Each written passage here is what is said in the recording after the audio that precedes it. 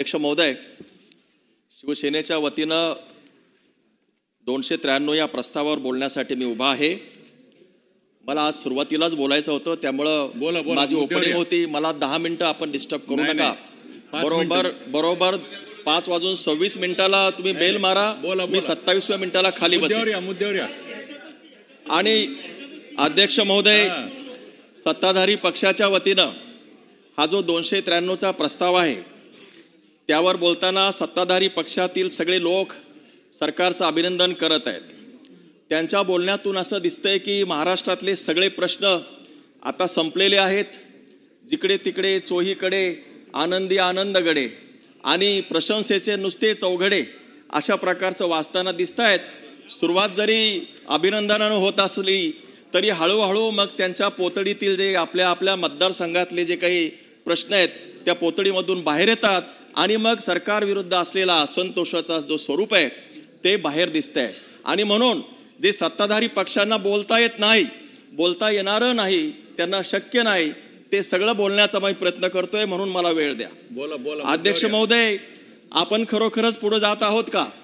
आपला महाराष्ट्र खरोखर सुखी आणि संपन्न होतोय का?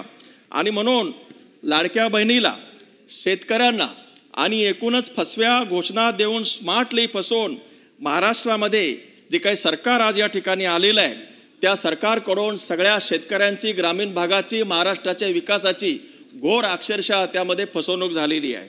शेतकऱ्यांना काय म्हणाले होते? शेतकऱ्यांना हमी भाव देऊ, दिला भाव. शेतकऱ्यांचं कर्ज माफ करू, केलं का कर्ज माफ? झालंय सगळं. शेतकऱ्यांचं उत्पन्न दुप्पट करू म्हटले होते की नाही? शेतकऱ्याचं उत्पन्न दुप्पट झालं. शेतकऱ्यांना हमी भाव मिळाला? काही मिळालं नाही. आणि तरी सुद्धा आमचे जे काही मंत्री महोदय म्हणतात त्यांच्या घोषणामध्ये की आम्ही विकास करतोय. अध्यक्ष महोदय, जानेवारी ते मार्चपर्यंत 767 शेतकऱ्यांनी आत्महत्या केल्यात. किती? 767. आपण काय म्हणाला होतात की आत्महत्या 0 करू, आत्महत्या कमी करू. अध्यक्ष महोदय, मला बोलू द्या बरं का, आज मी सांगतो, नाहीतर मी ठिया देईन. आता 767 आत्महत्या करू. प्रत्यक्षात जूनपर्यंत 1267 आत्महत्या झालेल्या आहेत.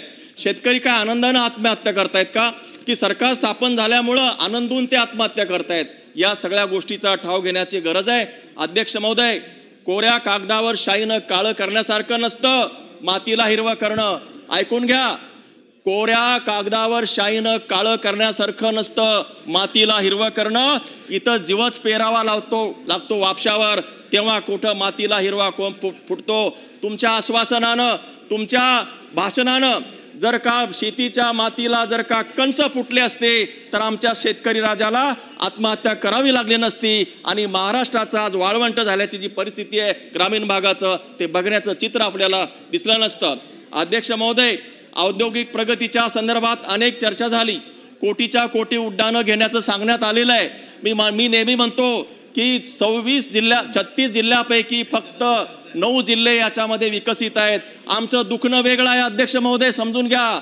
27 जिल्हे मागास आहेत आणि त्यातले 12 जिल्हे तर अति मागास आहेत. आणि म्हणून या अति मागास असलेल्या जिल्ह्यामध्ये, त्याच्यामध्ये आमचे सगळे जिल्हे येतील. सगळ्यांना माहिती आहेत तिथे औद्योगिकरण, विकासाची गंगा पोहोचवण्यासाठी शासनाने काय प्रयत्न केले. तर हे जर प्रश्न विचारला तर आपल्याकडे कोणत्याही प्रकारची याच्यावर उत्तरं नाही. अध्यक्ष महोदय, मेहकरमध्ये 1989 मध्ये MIDC आली, अतिक्रमण झालं, अतिक्रमित होती, आता काढली तर त्या ठिकाणी उद्योग नाही आहेत.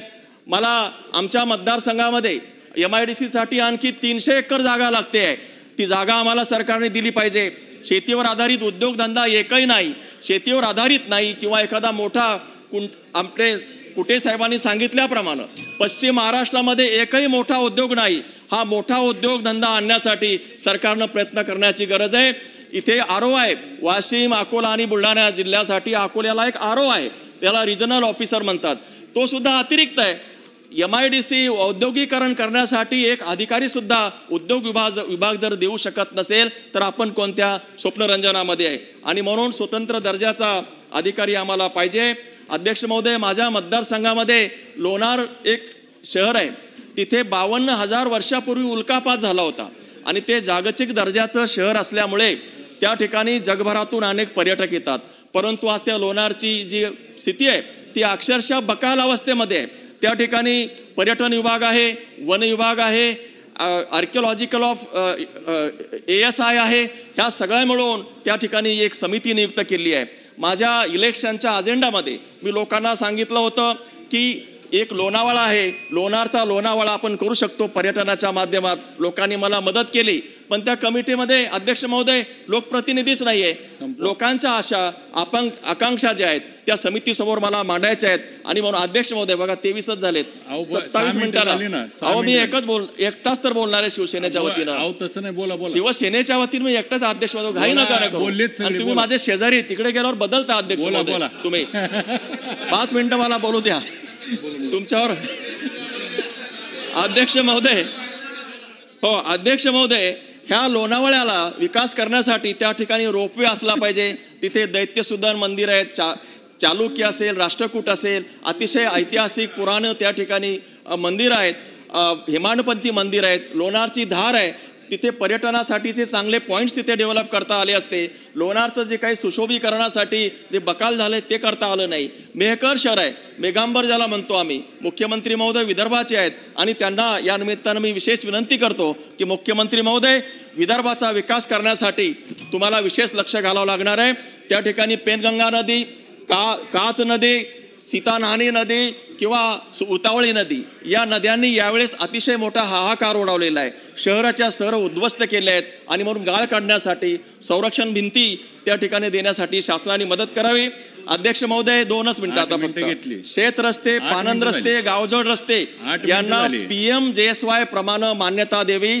अतिशय मोठा कार्यक्रम शेत रस्ते, पानंद रस्त्याचा घेण्याची गरज आहे. अध्यक्ष महोदय, हायवेज, नॅशनल हायवेज, PMJSY मोठमोठे रस्ते होतात, ते अक्षरशः वेगळ्या पद्धतीनं होतात. मी त्याला सांगण्याची गरज नाही, परंतु शेत रस्ते, पानंद रस्ते याच्यावर ते अतिशय मोठा कार्यक्रम असला पाहिजे. दुसरं महत्वाचं, स्मशानं आपल्या महाराष्ट्रामध्ये अनेक गावामध्ये स्मशान 24 झालेत. अध्यक्ष महोदय 27ला थांबायचंय मला.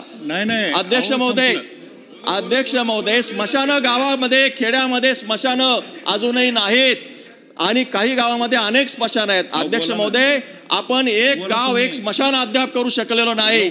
आणि म्हणून माझी या निमित्ताने एक विनंती आहे सरकारला की ज्या गावामध्ये अधिक स्मशानं नसतील किंवा अधिक स्मशानं असतील आणि एक स्मशान नसतील त्या गावाच्या विकास निधीच्या बद्दल विचार करा. पण ज्या गावामध्ये स्मशानं असतील, एक गाव एक स्मशान असतील, अशा गावांची निवड करून त्यांना विशेष निधी द्या, भरपूर स्मशानभूमी द्या, निधी द्या. 2021 पासून नवीन कनेक्शन वरती बंदी आलेली आहे. अध्यक्ष महोदय, सौर ऊर्जेला प्राधान्य दिलं असलं तरी प्रत्यक्षात आता सदस्यांनी सांगितल्याप्रमाणे सौर ऊर्जेकडून सुद्धा आपली मागणी पूर्ण होत नाही. शेतकऱ्यांना रोही अतिशय त्रास देत आहेत आणि म्हणून रोह्याचा बंदोबस्त करण्याची आवश्यकता आहे. अध्यक्ष महोदय, बोलण्यासारखं खूप आहे, एवढं सांगतो. ज्या समाजामध्ये इंटलेक्ट लोक असतील, शेवट अध्यक्ष महोदय, शेवट आता ज्या समाजामध्ये इंटलेक्ट लोक असतात, बुद्धिवान लोक असतात, ती समाजाची प्रॉपर्टी असते. परंतु इंटलेक्टचे लोक, बुद्धिवान लोक जर का ठग झाले, जर का ते अति स्मार्ट झाले तर त्या समाजाची दुर्गती ठरलेली आहे. महाराष्ट्रामध्ये काही स्मार्टली केल्यामुळं महाराष्ट्राचं सांस्कृतिक अधपतन झालेलं आहे, महाराष्ट्राचं नुकसान झाले आहे. म्हणून शिवशाहू फुले आंबेडकरांचा महाराष्ट्र जर या ठिकाणी आणायचा असेल तर सांस्कृतिक नैतिकता आणि खऱ्या अर्थानं हे ठगी राजकारण, समाजकारण बंद करावं लागेल, तेव्हा महाराष्ट्राचा विकास होईल. अध्यक्ष महोदय, मला बोलण्याची संधी दिली त्याबद्दल आभार मानतो, थांबतो.